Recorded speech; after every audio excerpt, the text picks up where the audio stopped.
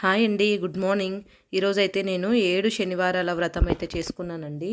ఒక శనివారము అంటే 7 శనివారాలు వరుసగా చేయలేని వారు 7 శనివారాల వ్రత ఫలితాన్ని ఒకే శనివారం చేసుకోవచ్చండి.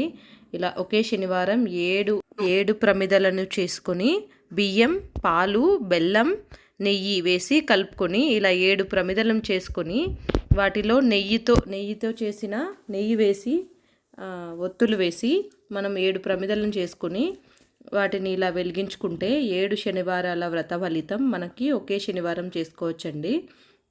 ముందుగా దేవుడికి ఇష్టమైనది వడపప్పు, పానకం అయితే కన్ఫామ్గా పెట్టండి. అంతేకాకుండా అరటిపళ్ళు అండ్ మనము బియ్యము, పాలు, నెయ్యి వేసి కలిపి పెట్టుకున్నాం కదా ఒక మిశ్రమం, అది కూడా 5 ఉండలు చేసి పక్కన పెట్టుకోండి. చాలామంది ఓపిక ఉన్నవాళ్ళు 7 నుంచి 8 రకాల పిండి వంటలు కూడా చేసి పెట్టచ్చండి. కానీ నేను మాత్రం బెల్లమన్నం చేశానండి. బెల్లమన్నం చేసి అరటిపళ్ళు ప్లస్ వడపప్పు, పానకం చేసి పెట్టాను దేవుడికి. వీటితో పాటు అరటిపండు, కొబ్బరికాయ అయితే కన్ఫామ్గా కొట్టాలండి. ఇవన్నీ చేసి పెట్టుకోవచ్చు మనము. సో 7 శనివారాల ఫలితం మనకి ఒక శనివారం చేయాలంటే ఇవన్నీ తప్పనిసరిగా పెట్టాలండి. సో తులసిమాల కూడా దేవుడికి చాలా ఇష్టమైనది కదండి తులసిమాల. సో వాళ్ళ అమ్మని తన మెడలో ఎప్పటికీ ధరిస్తానని ఒకసారి ప్రామిస్ చేస్తాడు కదా, అందుకని తులసిమాల కూడా వెంకటేశ్వర స్వామికి చాలా ఇష్టమైనదండి. సో మనము 7 శనివారాల వ్రతం చేసుకునేటప్పుడు ఖచ్చితంగా వీలైతే ప్రతి శనివారం కూడా దేవుడికి తులసిమాల, వెంకటేశ్వర స్వామికి తులసిమాల అనేది వేయండి. దానివల్ల వచ్చే నష్టం అయితే ఏం లేదండి. సో మనము ఈ 7 ప్రమిదలని చేసుకొని దీపాలు పెట్టుకున్న తర్వాత ఉపవాసం పూర్తి రోజైతే ఉండాల్సిన అవసరం లేదండి.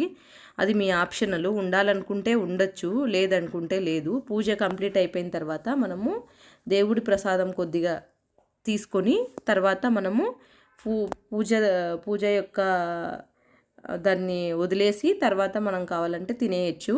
కాకపోతే నాన్ వెజ్ అయితే తీసుకోకండి. వ్రతం చేసాం కదా, నాన్ వెజ్ అయితే తినండి. అంటే వెజ్ ఐటమ్స్ ఏదైనా కానీ చేసుకొని తినండి.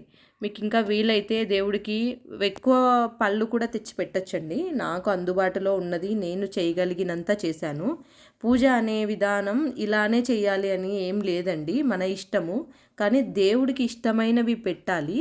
దేవుడికి ఇష్టమైనవి పెట్టి ఆయనను సంతోషపరిచి మనకి కావాల్సిన ఒక చిన్న కోరికను కోరుకుంటే ఆయన దానిని తీరుస్తాడు అనే ఒక నమ్మకం మనకు పెట్టుకొని మనం ఈ పూజ చేశామంటే కన్ఫామ్గా మన కోరిక అయితే తీరుతుందండి. ఎంత పెద్ద కోరికైనా అది మన కోరిక వలన ఎదుటివారు ఇబ్బంది పడకుండా, ఎదుటివారికి నష్టం లేకుండా ఉండే ఏ కోరికైనా మనం ఈ పూజ చేసి కోరుకుంటే తప్పక నెరవేరుతుందండి. 7 శనివారాల వ్రతం ఇది. నేను కూడా మొదట కొద్దిగా అంటే చేయొచ్చో లేదో అని భయపడ్డాను. పూజ అనేది చేయొచ్చండి. పూజ చేయడం వల్ల మనకి ఇంట్లో పాజిటివ్ ఎనర్జీతో పాటు మన ఇంట్లో సుఖ సంతోషాలు కూడా పెరుగుతాయి. సో పూజ అనేది ప్రతి ఒక్కరూ చేయొచ్చు. మేము చేయొచ్చా, మేము చేయకూడదు, ఒకరు చేయొచ్చు ఒకరు చేయకూడదు అనేది అయితే ఏమీ ఉండదు. ఎవరైనా ఈ పూజను ఆచరించవచ్చు. కాకపోతే కొద్దిగా నియమనిష్టమాలతో ఇంటిని శుద్ధి చేసుకొని మనసు శుద్ధిగా ఉండేటట్టు చూసుకొని మనము పూజ చేసుకుంటే ఖచ్చితంగా మనకి ఆనందపరిచే ఫలితం అయితే వస్తుందండి. ఇది నేను నమ్ముతున్నాను. మనం నమ్మకంతో చేస్తే తప్పకుండా నెరవేరుతుంది. పూజకు కావాల్సిందైతే ఖచ్చితంగా కావాల్సింది ప్రమిదలు, టెంకాయ, అరటిపళ్ళు, నైవేద్యం, ఖచ్చితంగా వడపప్పు, పానకం ఖచ్చితంగా ఉండాలి. పూలు అనేది కూడా ఇన్నే పెట్టాలనేది ఏం లేదండి, మన ఇష్టం. మనకి ఎక్కువ దొరికితే ఎక్కువ పెట్టొచ్చు, మనం మన స్తోమతను బట్టి పూలు కూడా పెట్టుకోవచ్చు.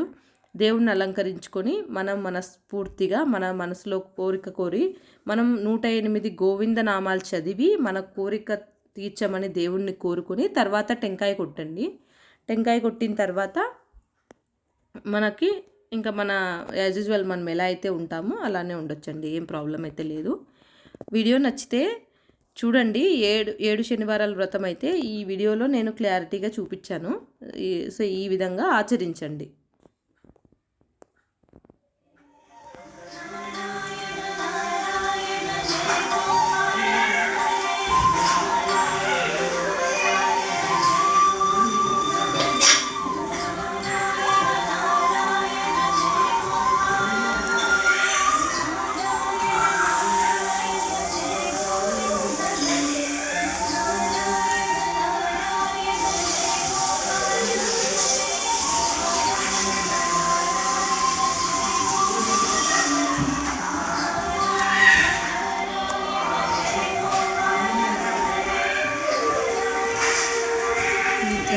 प्रसादं समर्पयामि।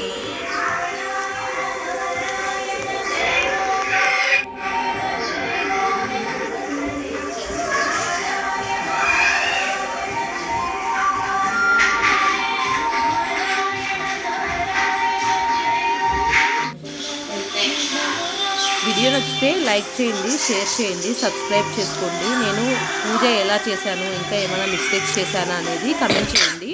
చాలా థ్యాంక్స్ అండి నా ఈ వీడియో చూసినందుకు.